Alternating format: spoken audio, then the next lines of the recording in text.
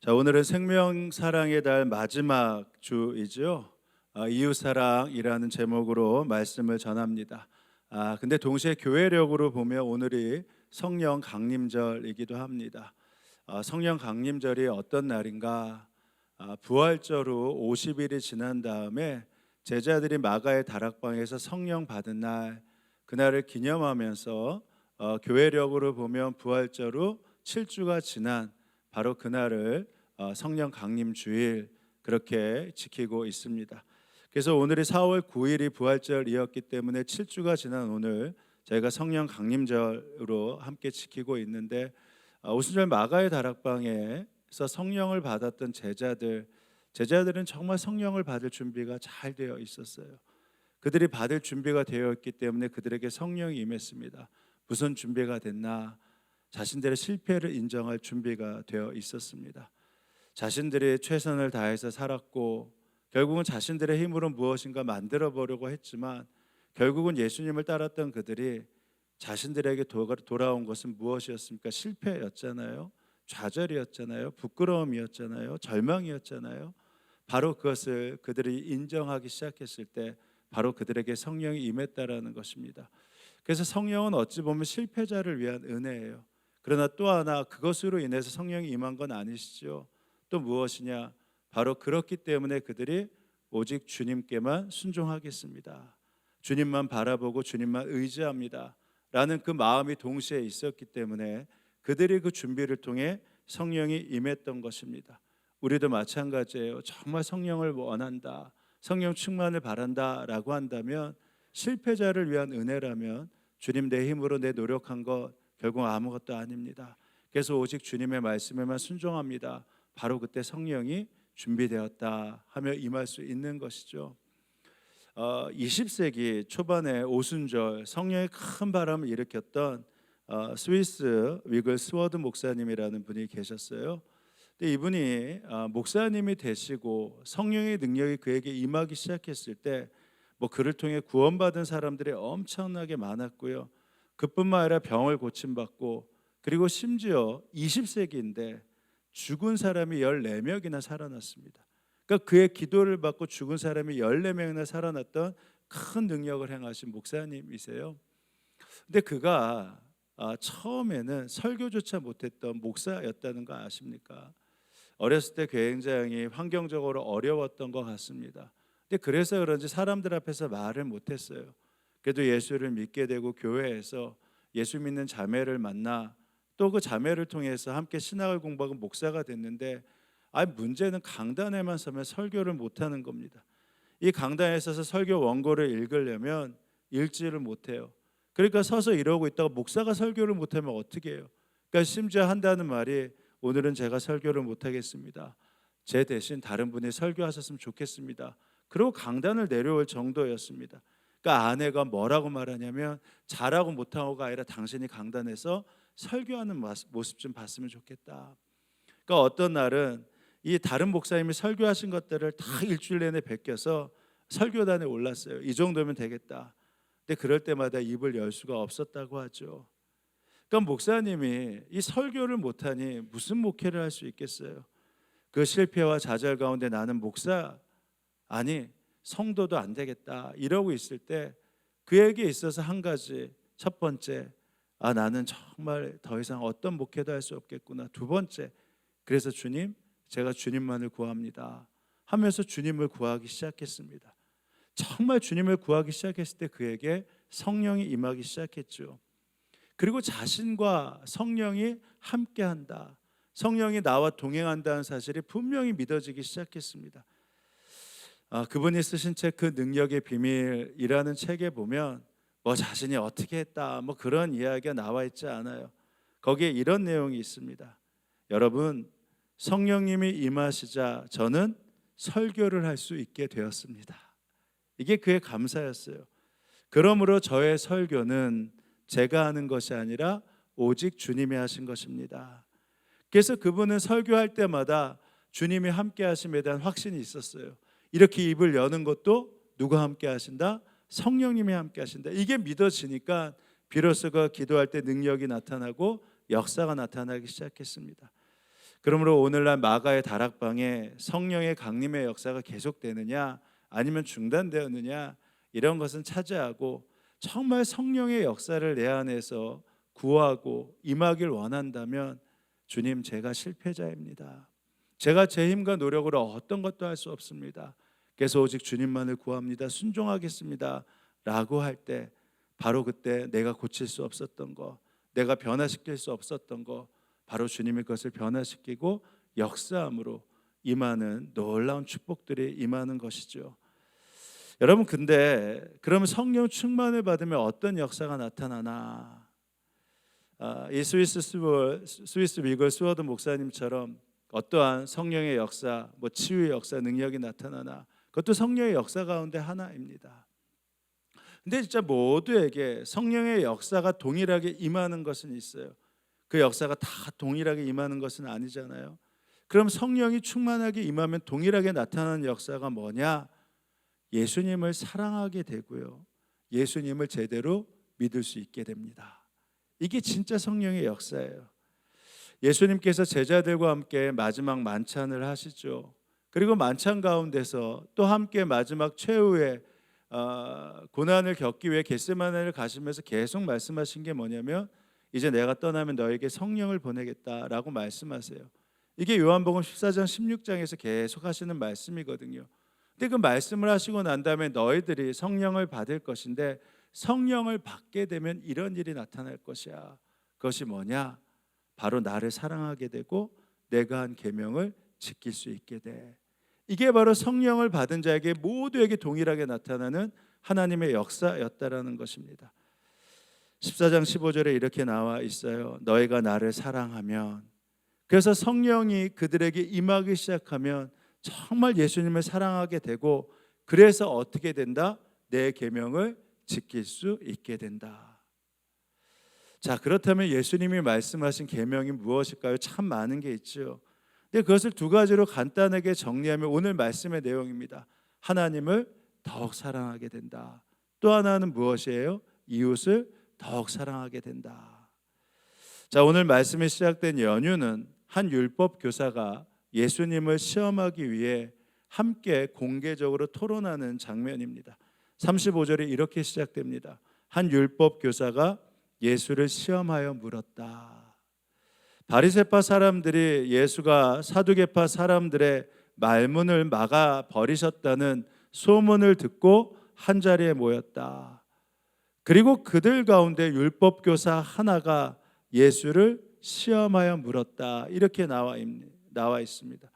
이 내용이 여기 마태복음뿐만 아니라 마가복음 12장과 누가복음 10장에 동일하게 나와 있는데, 누가복음 10장은요, 우리가 잘 아는 선한 사마리아인의 비유와 함께 연결되어 있습니다. 10장 25절에 보면 이렇게 나와 있어요. 어떤 율법 교사가 일어나서 예수를 시험하여 말하였다. 선생님, 내가 무엇을 해야 영생을 얻겠습니까? 이게 시험하여 말하였다예요. 그러니까 영생에 대한 고민이 아니라 영생을 어떻게 얻는지 나는 알고 있는데 예수 당신은 알고 있냐? 그러니까 그것을 어떻게 알고 있는지 물어봤다라는 것입니다. 자기의 율법적 지식을 과시하려고 율법 교사가 예수에게 물어본 것이죠. 나는 알고 있는데 당신은 알고 있어요? 영생을 어떻게 알고 있는지, 영생을 어떻게 받는지. 그때 예수님이 대답하지 않고 뭐라고 하세요? 역으로 질문하시잖아요. 자, 그러면 당신은 율법 교사잖아.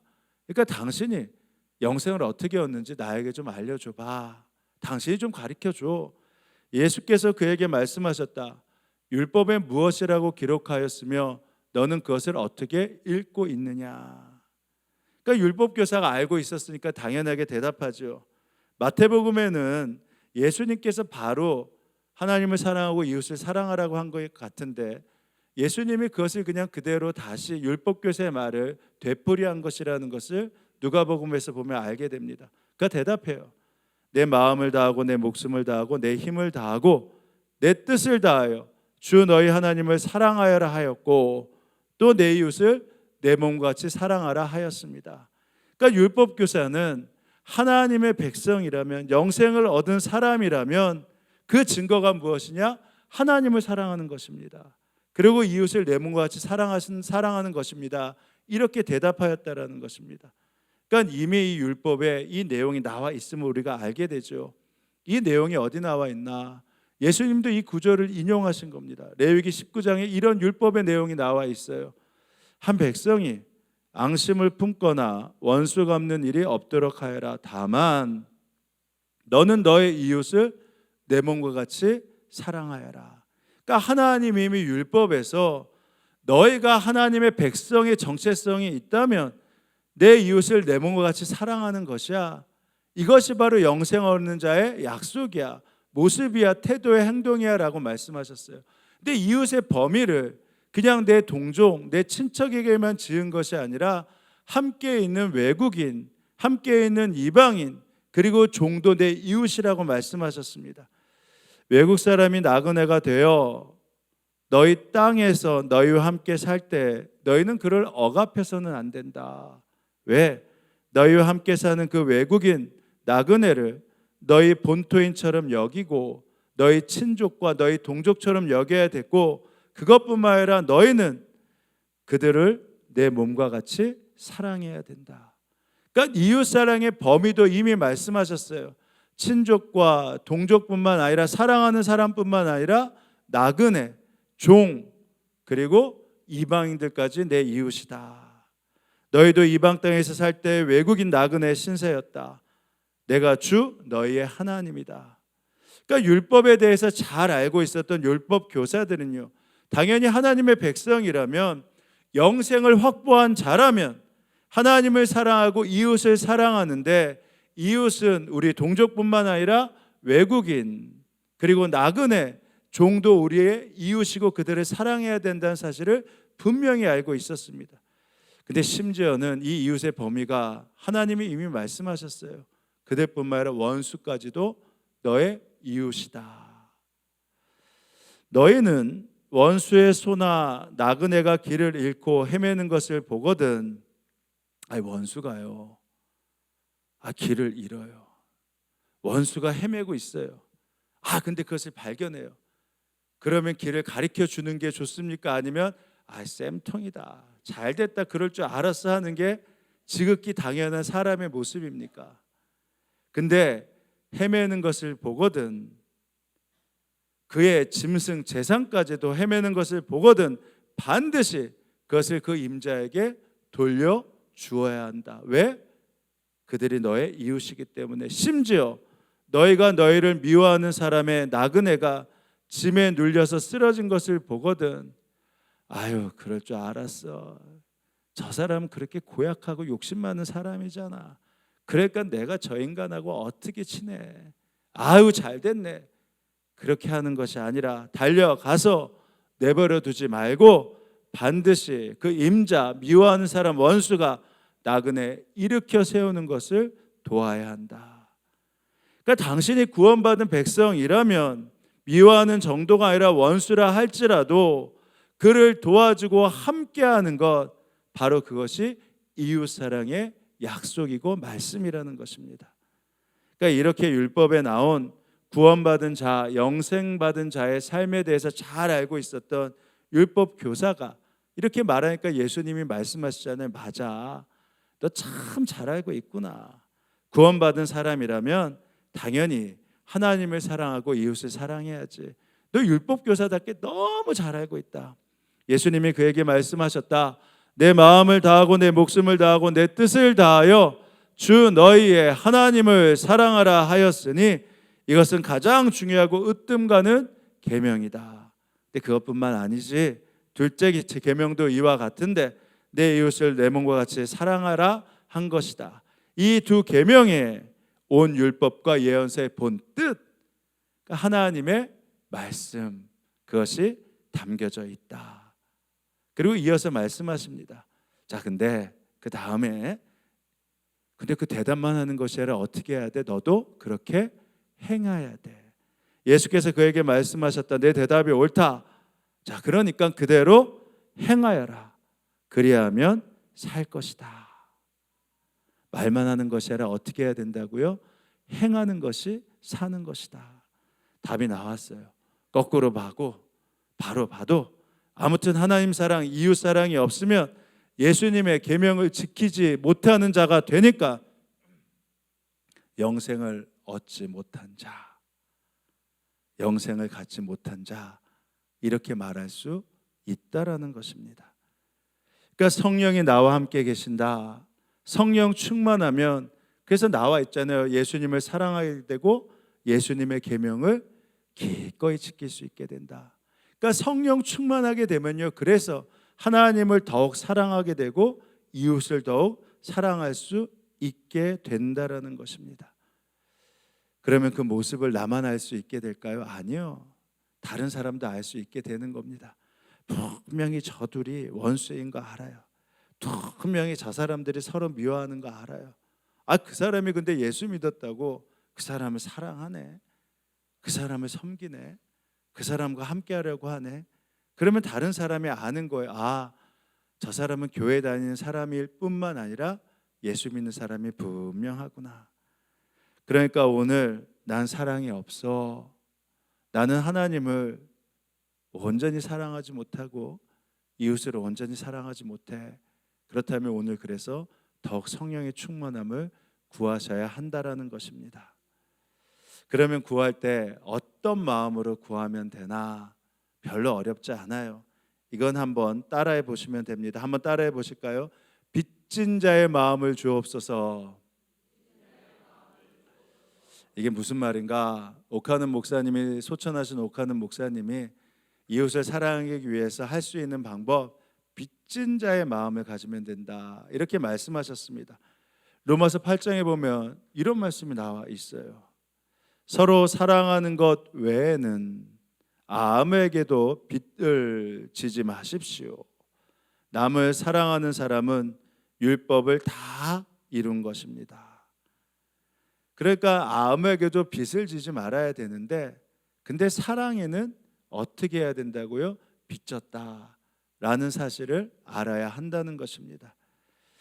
빚을 많이 진 사람 이야기를 제가 간혹 듣게 되지 않습니까? 교우들 가운데서도 간혹 그런 어려움을 겪으신 분들이 있단 말입니다. 그러면 그분들 말을 들으면요, 이게 빚을 지기 시작하면 눈만 뜨면 이 빚을 갚아야 될 텐데, 이 빚을 갚아야 될 텐데 어떡하지? 언제 갚지? 눈을 감으면요, 빚쟁이에게 쫓겨다니는 꿈도 꾸고 이걸 도대체 어떻게 헤쳐나오나. 그러니까 빚을 지면요, 밤낮 거기서 헤어나오질 못합니다. 갚아야지, 이거 갚긴 해야 되는데 언제 갚지? 그런 마음이 빚쟁이의 심정입니다. 근데 바울이 말하는 거예요. 다른 빚은 지면 안 돼. 근데 꼭 져야 될 빚이 있어. 그것은 바로 사랑의 빚이야. 그렇다면 우리가 십자가 사랑의 빚을 졌다, 그것이 분명하다고 한다면 우리는 어떤 생각을 가지고 살아야 합니까?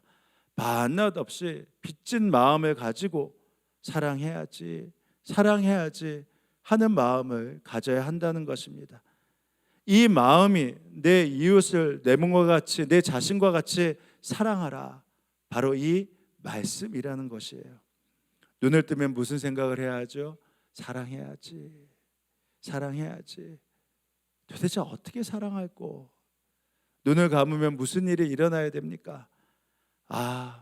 내가 오늘도 사랑하지 못했네. 사랑하지 못한 사람들의 얼굴이 수십 개, 수백 개가 나타나야 하는 것입니다. 이게 말이 되나? 그래서 쉽지 않다는 거예요.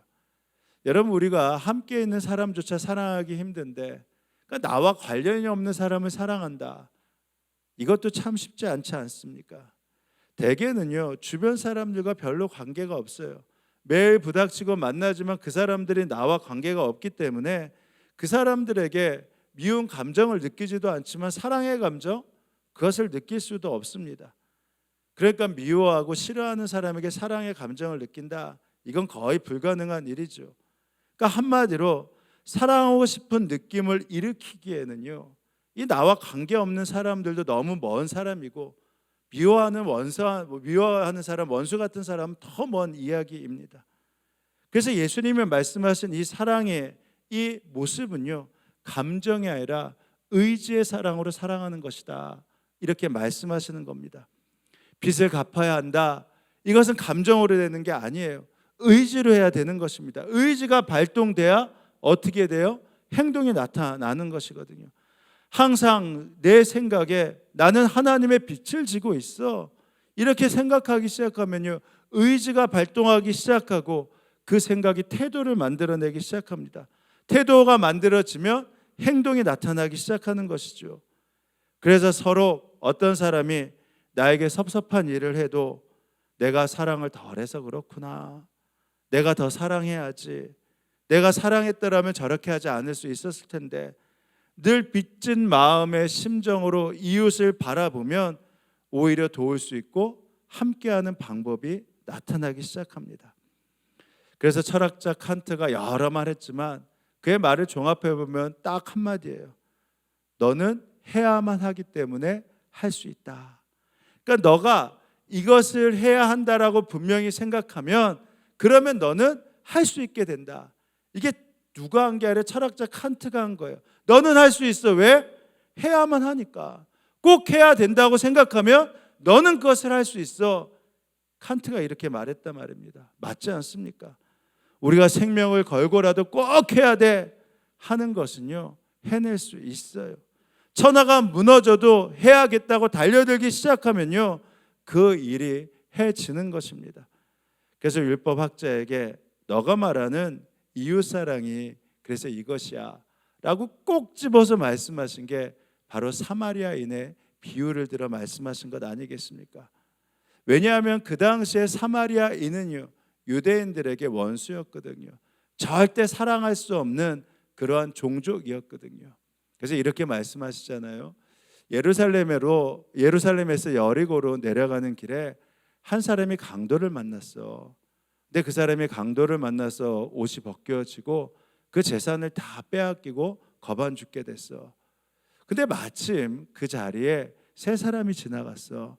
한 사람은 제사장이었고, 한 사람은 레위인이었고, 한 사람은 너희들이 원수처럼 여기는 그런 사마리아인이었어. 근데 제사장이 그 죽게 된 사람, 강도 만난 사람을 보고 그냥 지나쳤다. 근데 두 번째 레위인도 그랬어. 그렇다면 이 제사장과 레위인이 정말 못된 사람이라서 그랬을까요? 그들의 양심에 화인을 맞고 타락했기 때문에 그랬을까요? 만약에 오늘날 제사장이라면, 그리고 레위인이라면 아마 목사, 그리고 레위인이라면 전도사, 아니 뭐 목사, 레위인이라면 장로님 그렇게 됐을까요? 이 사람들이 다 타락해서 남을 못 본 채 했기 때문에 그랬을까? 아니요. 그들은요, 너무 잘 알고 있었어요. 왜냐하면 예루살렘에서 여리고로 오가는 길에 강도들이 그냥 우글우글했습니다. 그게 험준하고 그리고 협곡도 많았기 때문에 강도들이 그곳에 숨어 있다가 사람들의 돈을 뺏기 위해서 늘 위장을 많이 했는데, 그가 바로 강도 만난 사람, 그런 위장을 한 거예요. 그래서 거기서 피를 흘리고 누워 있을 때 누군가 지나가면 그때 그들의 재산을 빼앗고 그들을 죽이고 했던 게 그 당시에 비일비재하게 나타났던 그러한 일입니다.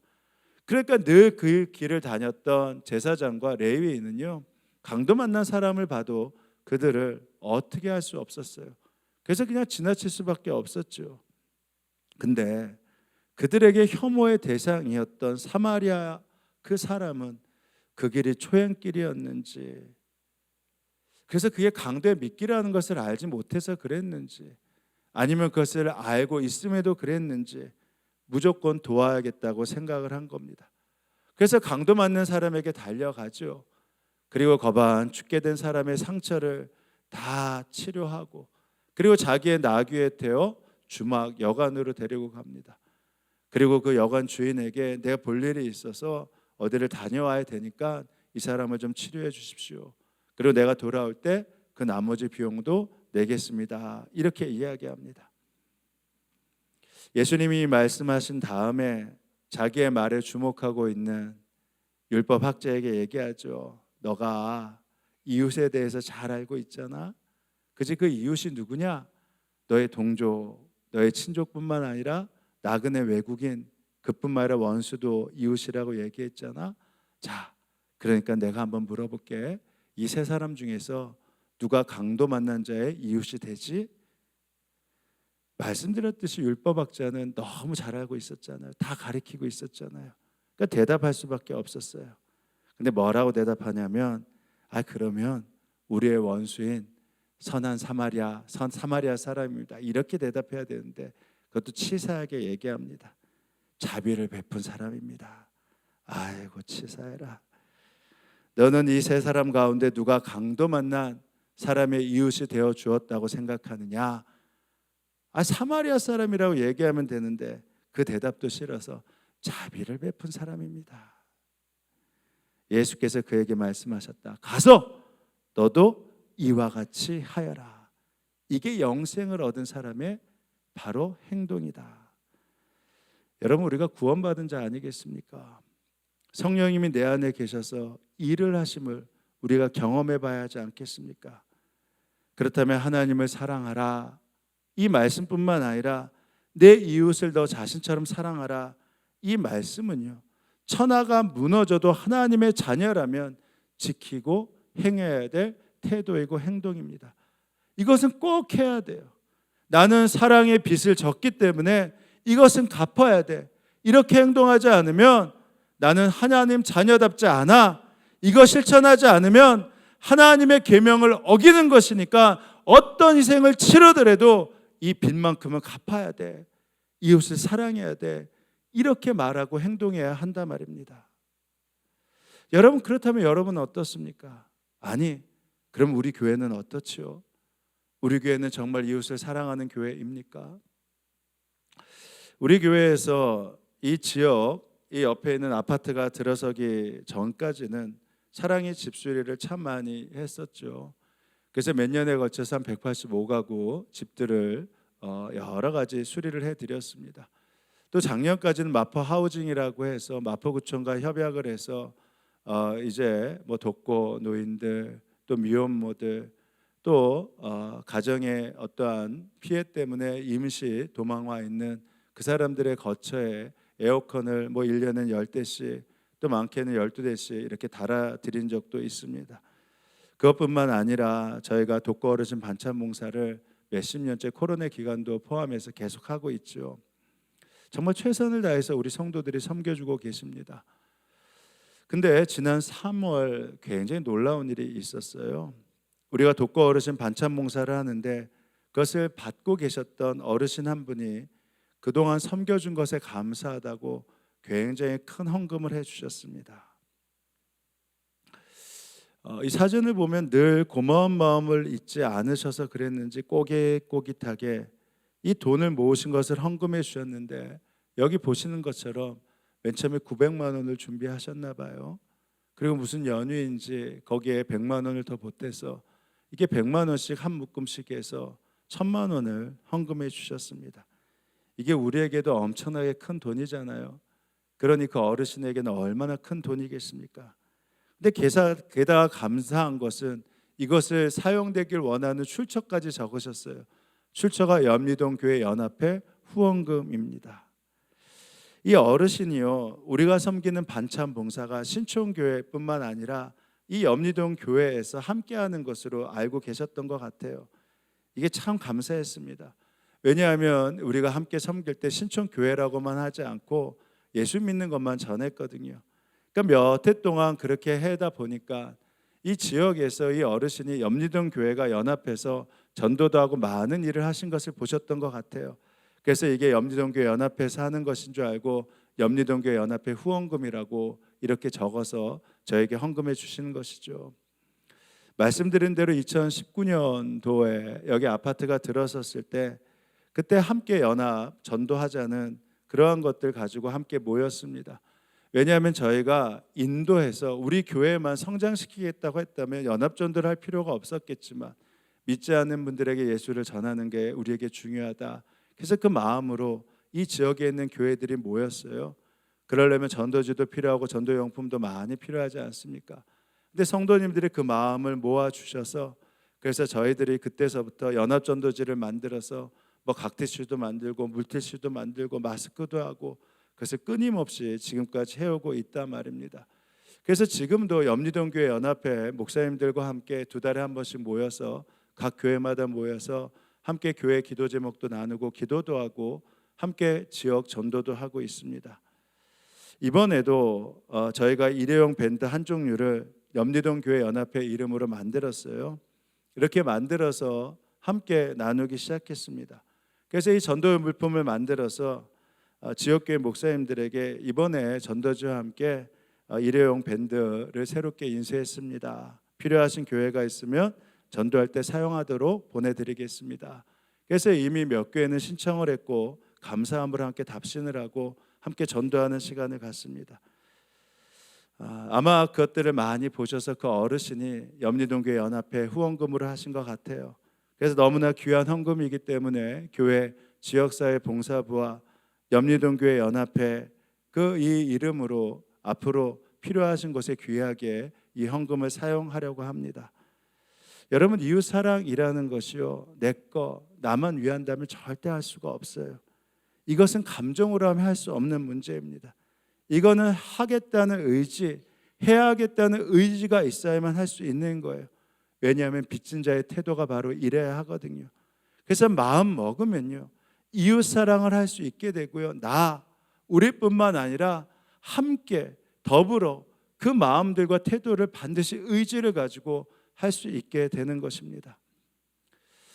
그럼 이렇게 하지 않으면 계속 나만 위하고 계속 우리 교회만 위하고 그런 것을 보면 여러분 어떻게 해야 되죠? 저 사람은 팔자니까 어쩔 수 없어 그래야 됩니까? 아니요. 정말 그것을 안다면 혼내야 됩니다. 혼내야 돼요. 떼끼하면서 그러면 안 돼. 너가 그렇게 너만 위하고 너희 교회만 위하면 그러면 나중에 나도 벌받게 돼. 떼끼하면서 혼내야 돼요. 왜냐하면 하나님께서 이미 그렇게 안 하면 그 책임 너도 질 거야, 이렇게 말씀해 놓으셨거든요. 제가 말씀드린 19장 18절 위에 17절에 보면 이렇게 나와 있습니다. 너는 동족을 미워하는 마음을 품어서는 안 된다. 이웃이 잘못하면 너는 반드시 어떻게 해야 된다고요? 그를 타일러야 된다. 근데 이게 타일러야 된다라는 게 그냥 그러면 안 되잖아, 이렇게 하면 안 돼, 이게 아니라 원어적으로 보면 아주 크게 혼내야 된다라는 거예요. 왜? 그렇지 않고 계속 자기만 위하면, 자기 교회만 위하면 그러면 어떻게 된다? 그래야만 너도 그 잘못 때문에 질 책임을 벗을 수 있다. 그렇지 않으면 본인도 그 책임을 져야 하기 때문입니다. 한 백성끼리 앙심을 품거나 원수가 없는 일이 없도록 하여라. 다만 너는 너의 이웃을 내 몸처럼 사랑하여라. 나는 하나님이다. 그러므로 자꾸 미워만 하고 원수로만 여기고 사랑하지 않는다면 견책해야 됩니다. 혼내야 됩니다. 그거는 너뿐만 아니라 나도 살아야 되기 때문에 그렇게 해야 돼. 너가 사랑의 빚을 졌는데 그렇게 살면 안 돼. 너 큰일 나. 그리고 나도 큰일 나. 우리는 함께 이웃을 사랑하고 섬겨야 돼. 함께 교회들이 함께 살아가야 돼. 함께 교회들이 이 지역을 섬겨야 돼. 그렇지 않으면 그거 우리도 책임져야 돼. 이것이 바로 십자가 사랑의 빚을 진 공동체의 모습이고 영생을 얻은 자의 모습과 태도가 되어야 하는 것입니다. 그래서 우리가 점검해 보자는 거예요. 시간이 많이 지났지만 미국에서 한때 가장 많은 사역을 했던 윌로크릭 교회가 그 사역이 제일 풍성해지는 2007년에 책을 냈는데, 우리는 이렇게 사역을 해서 이런 하나님의 약속과 부흥이 있었습니다 라는 책을 낸 게 아니라 우리는 실패했다라는 책을 냈어요. 그것이 굉장히 이상했죠. 제일 교회가 성장하고 제일 많이 일을 하고 있을 때. 이유는 간단했습니다. 바로 그러한 때 자신들이 스스로 자신들을 분석한 거예요. 교회가 숫자로는 성공했을지 모르고 이전보다 더 많은 사역을 하고 있을지 모르지만 참된 제자를 만드는 일, 하나님을 사랑하고 이웃을 사랑하는 일에 여전히 자신들이 실패하고 있다는 사실을 깨달았기 때문입니다. 그 교회는 불신자를 전도하고 교인들을 영적으로 성숙하게 하기 위해서 예배, 성경 공부, 소그룹, 자원봉사, 엄청난 많은 프로그램과 그것을 참여하는 사람들이 많았어요. 근데 왜 실패했다고 했을까? 정말 스스로 살펴봤거든요. 우리 교회는 정말 다른 교회, 다른 사람들을 섬기고 사랑하고 있는가? 이웃을 정말로 사랑하고 섬기고 있는가? 근데 그 물음에 자신 있게 예스라고 대답을 할 수 없었기 때문입니다. 그래서 지금 개인적으로 뿐만 아니라 교회적으로 지금까지 우리가 여러 섬김과 사랑을 하고 그 섬김의 모습을 보이고 있지만 오늘 정말 이웃을 사랑하고 있는가? 우리 신촌교회 점검하고 바로 여러분에게 다시금 점검하고 있는 것이죠. 여러분 정말 이웃을 사랑하고 계십니까? 여러분 정말 우리 교회는 이웃을 사랑하고 섬기는 교회가 맞습니까? 성령이 충만하면 예수님을 사랑하고 그리고 그의 계명을 지키게 되어 있거든요. 그래서 여러분 기도하셔야 돼요. 주님, 제가 성령 충만하길 원합니다. 주님, 우리 신촌교회가 더욱 성령 충만한 교회가 되길 원합니다. 그래야지만 그 사랑의 범위가 넓어지고 갈수록 확대될 수 있는 것입니다. 그러다면 그 사랑의 범위가 지금 관심도 별로 없어요. 열방과 이웃, 그리고 다른 민족, 우크라이나나 그리고 튀르키예나 시리아나 많은 어려움을 겪고 있는 북한이나 그곳에 바로 내 마음과 내 기도와 내 헌신이 갈 수밖에 없는 것이죠. 이제 말씀을 마칩니다. 에스겔에게 하나님이 말씀하셨어요. 하나님께서 율법을 그들에게 말씀하시며 그것들을 적고 그것들을 보이고 지키게 하셨어요. 십계명을 주셨고 율법을 주셨습니다. 근데 그들이 그것을 보고 그것을 읽는 것으로 지키지 못하니까 그러면 이제 못하겠다 포기하신 것이 아니라 하나님이 아예 말씀하셨어요. 그러면 내가 직접 그들의 마음에 심어놔야 되겠구나. 그래서 그들이 이것을 보고 읽을 때만 아니라 어디 가서도 이것을 지킬 수 있도록 해야겠구나. 그래서 그것을 심어놓기 위해서 내가 너희에게 성령을 주겠다고 말씀하신 것입니다. 너희에게 새로운 마음을 주고 너희 속에 새로운 영을 넣어주며 너희 몸에서 돌같이 굳은 마음을 없애고 살갗처럼 부드러운 마음을 주며, 그래서 그 마음에 성령을 심어야지만 내 동족, 내 편뿐만 아니라 모두에게 그 계명을 지킬 수 있기에, 그래서 27절 너희 속에 내 영 성령을 두어 너희가 나의 모든 율법 규례대로 어떻게 하게 하겠다고요? 행동하게 하겠다. 아는 것이 아니라 어떻게 하게 하겠다고요? 행동하게 하겠다. 그러면 너희가 내 모든 규례를 지키고 어떻게 한다고요? 실천하게 될 것이다. 그래서 성령이 임하면 우리가 그의 계명을 지킬 수 있고 행동할 수 있고 따를 수 있게 되는 것입니다. 그러므로 오늘 성령 충만을 구하십시오. 예언이나 이런 것 때문에 성령 충만 구하지 마시고요. 그 말씀을 지키면 다 그대로 살게 되거든요. 구원받은 자답게 하나님의 말씀 지킬 수 있는 그 힘을 달라고 성령 충만함을 구하십시오. 너희가 나를 사랑하면 나의 계명을 지킬 수 있을 것이다. 그래서 이 말씀이 나와 그리고 이 교회, 이 땅의 교회들에게 실천하게 되게 해달라고 주님께 구할 때 주님은 약속하신 성령을 여러분에게 이 교회에 마음껏 부어주실 것입니다. 그럴 때 우리가 무릎 꿇며 나아가면 주님이 일하십니다. 그 은혜와 충만과 역사가 여러분과 이 교회와 이 땅의 교회 가운데 함께하게 주님의 이름으로 축원합니다. 이제 기도하실 때 이렇게 기도합니다. 주님, 성령 충만을 허락하여 주옵소서. 하나님 사랑, 이웃 사랑 우리는 본능적으로 못합니다. 성령의 능력을 의지해야지만 바로 이 삶을 살아갈 수 있사오니 하나님 아버지, 성령의 말씀으로 무릎 꿇게 하시고 성령의 충만함으로 행하게 하여 주옵소서. 어떠한 어려움과 손해가 있다 하더라도 그들을 사랑할 수 있음을 믿게 하시고 그 뜻대로 행하게 하여 주옵소서. 이렇게 기도하시겠습니다. 기도합니다.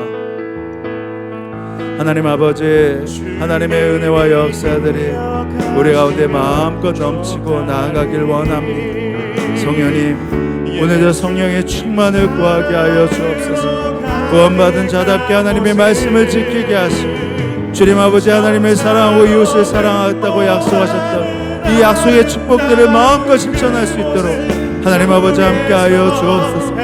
그리하여서 주님 내 손에 내 어려움을 감수하고서 그들을 사랑할 수 있음이 믿어지게 하시고 그것을 몸소 실천하고 행할 수 있는 은혜와 충만을 더하여 주시옵소서.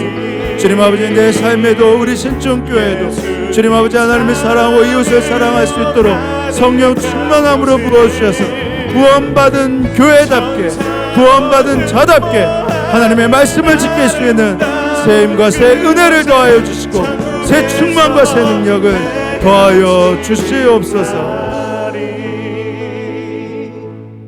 은혜와 사랑이 충만하신 하나님, 이 성령 강림절 우리가 더욱 성령으로 충만해지기를 원합니다. 그리하여서 말씀하신 대로 하나님의 말씀이 내 안에서 살아 움직이게 하셔서 하나님 사랑, 이웃 사랑을 삶으로 담아내는 이 복음을 실천하게 하여 주옵소서. 혹 그렇게 되지 않을 때 다시금 무릎을 꿇고 성령의 충만을 구하게 하시고 사랑하지 않음에 대해 서로 견책하게 하셔서 주님이 주시는 회복과 하나됨을 경험케 하여 주옵소서. 주님, 우리가 우리뿐만 아니라 때로는 무관심하고 사랑하지 않았던 이 북한을 위해서 기도합니다.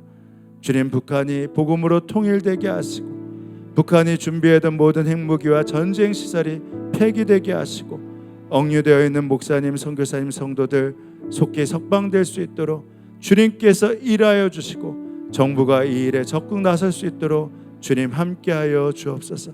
열방에서 선교하고 계신 우리 선교사님들 그들에게 성령의 충만함을 주실 뿐만 아니라 그리하여서 주님 그들을 위해 마음껏 사용되는 축복의 도구가 될 수 있도록 주님 함께하여 주옵소서. 경황 가운데 있는 성도들에게 주의 보혈이 마음껏 부어지길 원합니다.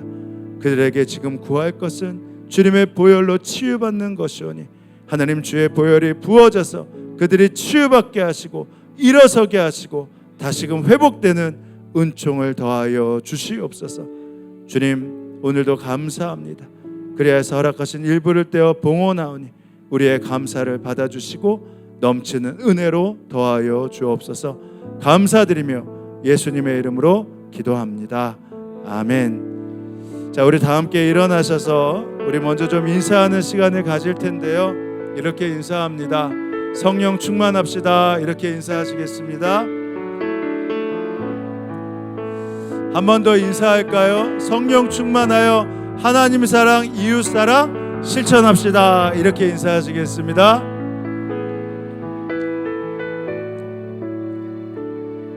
자, 이제 우리 찬양하는데 누가 모르면 어떻습니까? 주님은 아신대요. 그 믿음을 가지고 우리 함께 당신의 그 섬김이 찬양하며 나아가겠습니다.